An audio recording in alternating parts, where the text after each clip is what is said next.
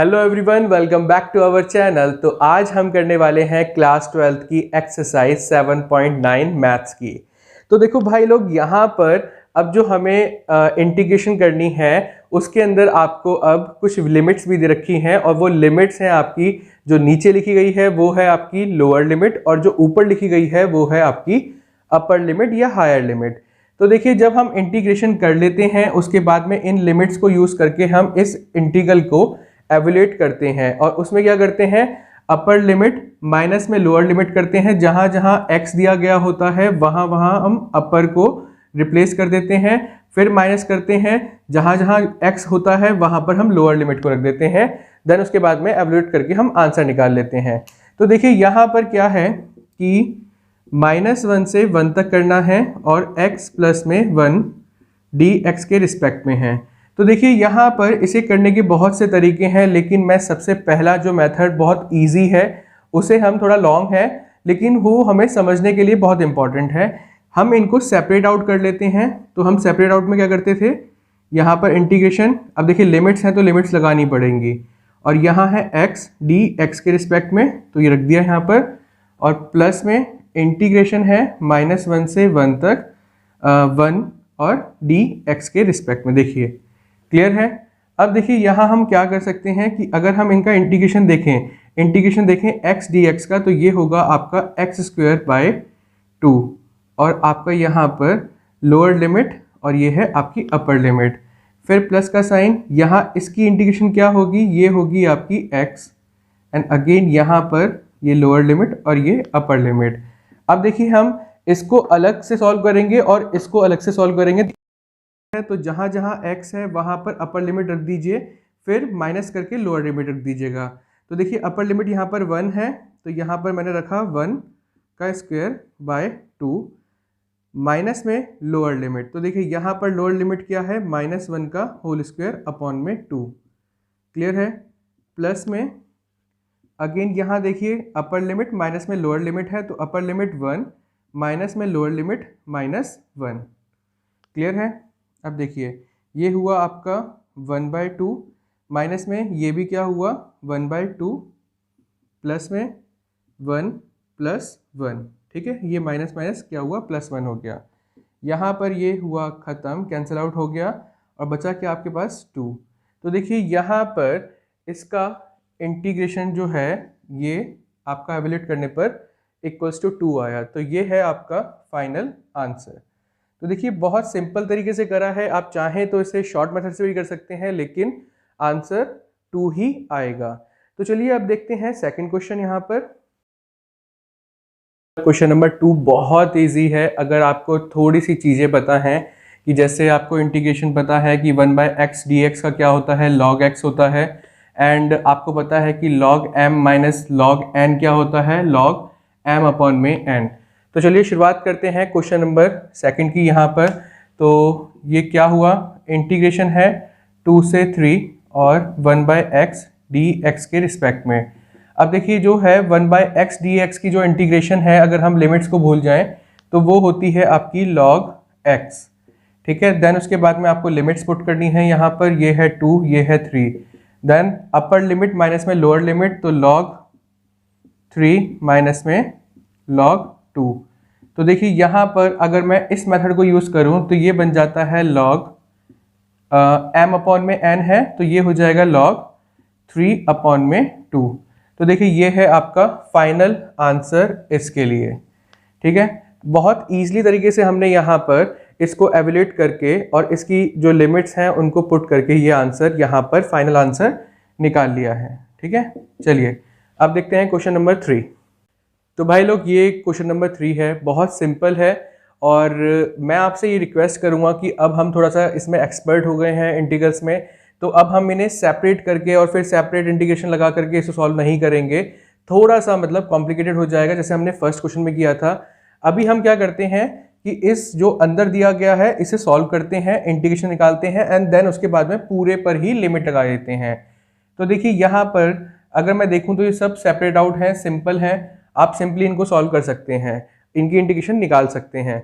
तो देखिए 4x³ है, इसका dx के रिस्पेक्ट में इंटीग्रेशन क्या होगा, तो ये होगा आपका 4 एक्स की पावर 4 अपॉन में 4।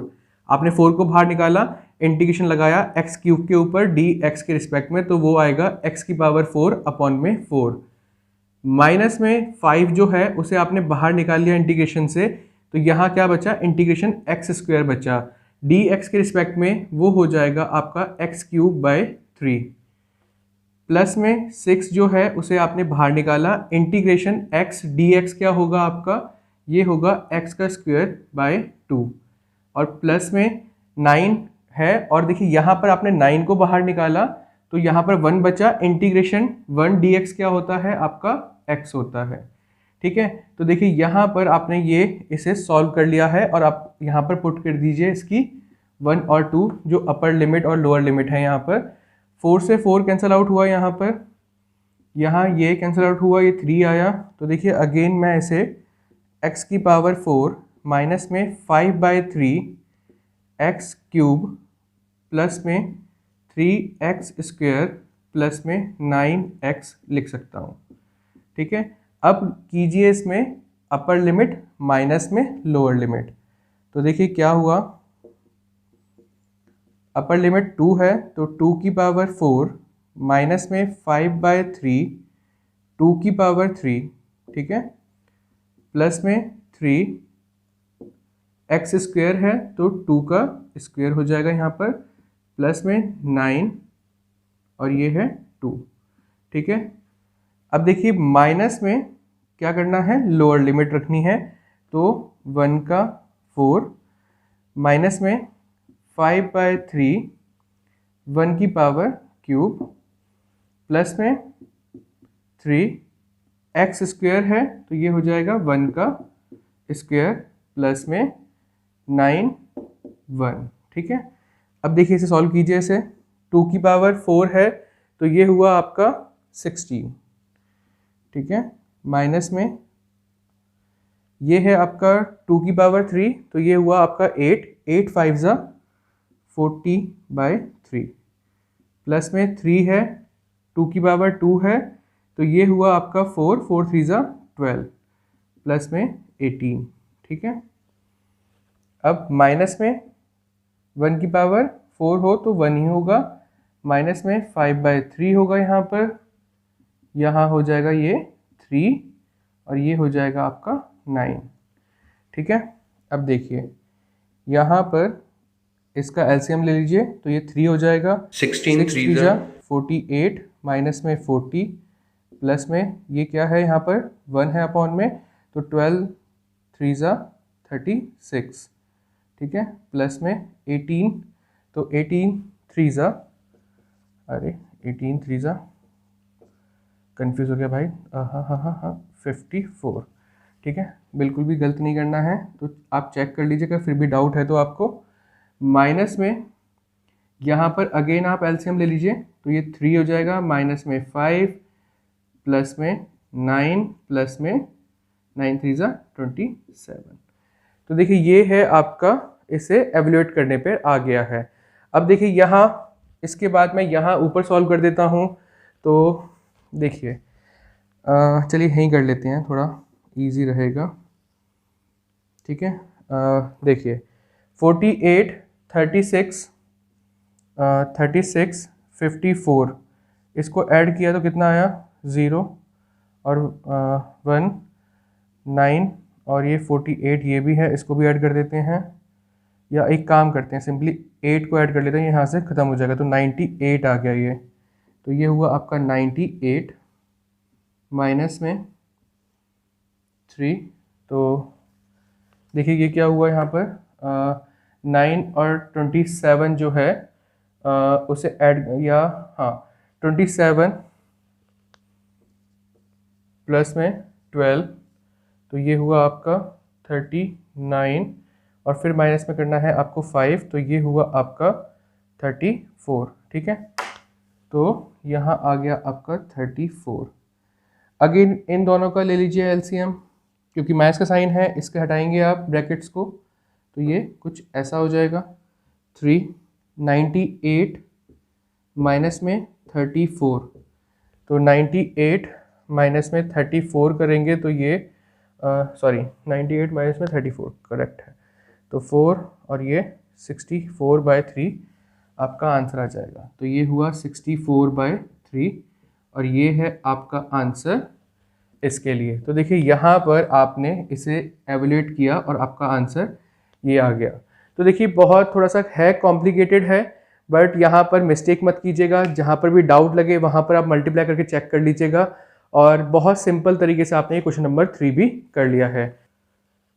तो भाई लोग क्वेश्चन नंबर 4 जो है वो बहुत इजी है। अगर आपको थोड़ा सा पता है कि साइन एक्स का इंटीग्रेशन जो होता है वो होता है माइनस कॉस एक्स प्लस में सी।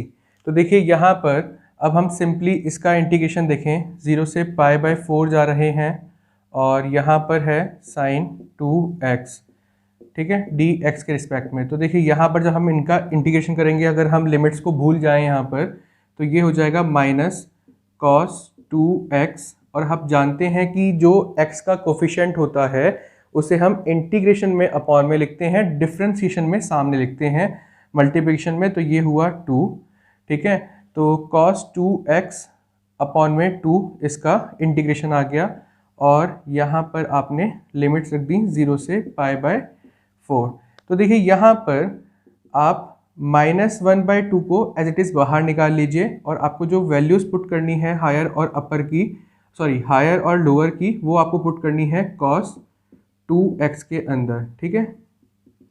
तो आप थोड़ा इजी हो जाएगा आपका कैलकुलेशन।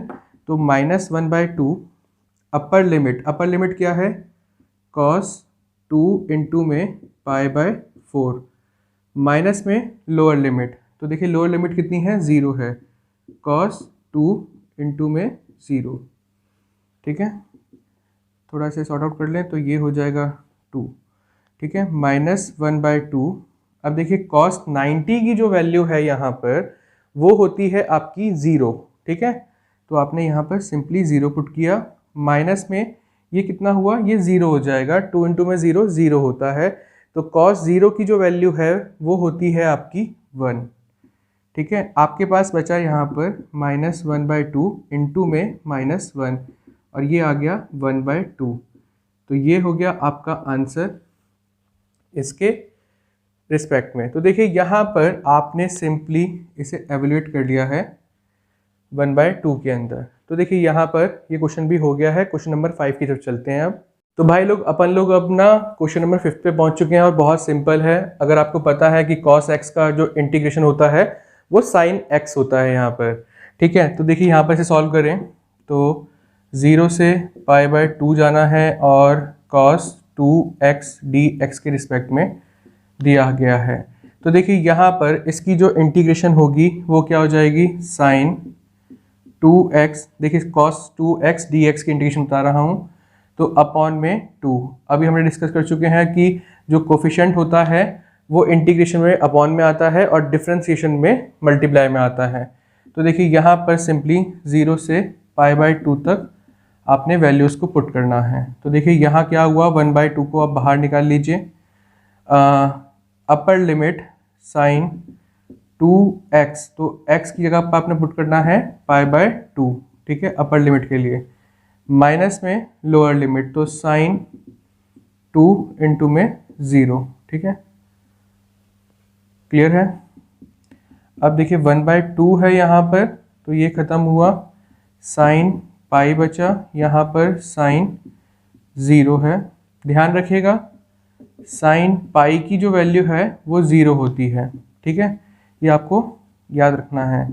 1/2 sin पाई की वैल्यू कितनी बताई, 0 अभी, और sin 0 ही होता है, वो तो हम पढ़ते ही आ रहे हैं। तो देखिए यहाँ पर जब हमने इसको सॉल्व किया तो देखिए अंदर 0 बचा, तो 1/2 इंटू में 0, तो आंसर 0। तो देखिए ये है इसका एवल्यूएट होकर के आंसर। चलिए अब देखते हैं क्वेश्चन नंबर 6 को।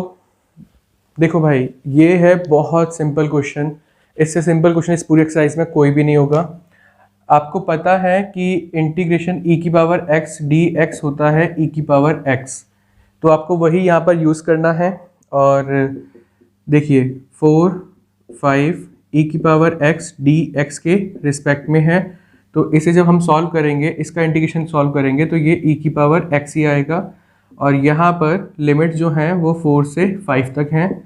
तो e की पावर 5 अपर लिमिट माइनस में लोअर लिमिट।